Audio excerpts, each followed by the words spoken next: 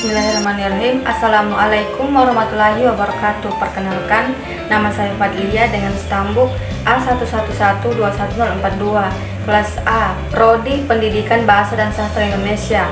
Video ini dibuat untuk memenuhi tugas ujian akhir semester atau UAS mata kuliah psikosastra. Menurut Abraham Maslow, seorang psikologis klinis memperkenalkan teori kebutuhan manusia yang mengemukakan 5 kebutuhan manusia berdasarkan tingkat kepentingannya.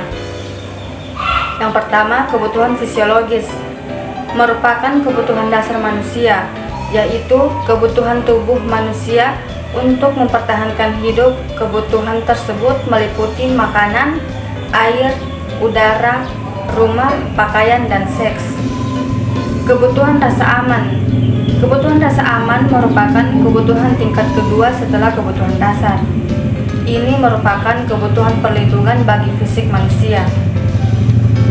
Manusia membutuhkan perlindungan dari gangguan kriminalitas, sehingga ia bisa hidup dengan aman dan nyaman. Selanjutnya, kebutuhan sosial merupakan kebutuhan berdasarkan rasa memiliki dan dimiliki agar dapat diterima oleh orang di sekelilingnya atau lingkungannya. Kebutuhan tersebut berdasarkan kepada perlunya manusia berhubungan satu dengan yang lainnya. Selanjutnya, kebutuhan ego merupakan kebutuhan untuk mencapai derajat yang lebih tinggi dari yang lainnya. Manusia berusaha mencapai prestasi, reputasi, dan status yang lebih baik. Manusia memiliki ego yang kuat untuk bisa mencapai prestasi yang lebih baik untuk dirinya maupun lebih dari orang lain.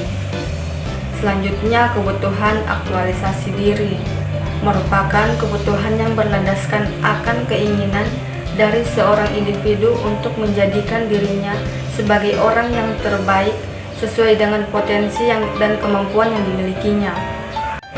Adapun menurut Sigmund Freud, manusia memiliki struktur psikologis yang terdiri dari 3 elemen, yaitu ID, ego, dan superego. Yang pertama, ID, mengenal kebutuhan alamiah manusia.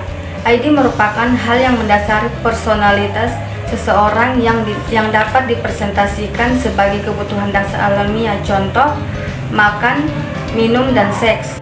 ID bekerja dengan menganut prinsip kesenangan. ID mencari kepuasan secara instan terhadap keinginan dan kebutuhan manusia.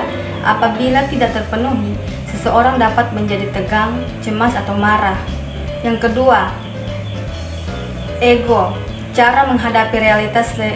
Ego berurusan dengan kenyataan atau realitas, berusaha memenuhi keinginan ID dengan cara yang dapat diterima secara sosial. Ego mengerti bahwa orang lain juga memiliki kebutuhan dan keinginan. Yang ketiga, superego.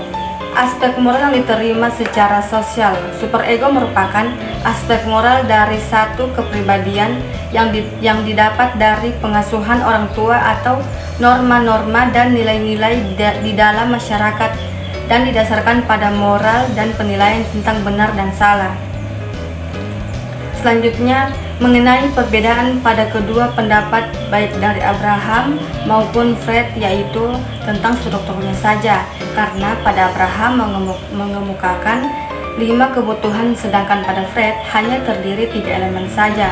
Mengenai dari masing-masing pendapat mereka, menurut saya hampir sama karena sama-sama membahas tentang kebutuhan dasar manusia untuk tetap mempertahankan hidup, sehingga dapat dikatakan tidak terlalu memiliki perbedaan.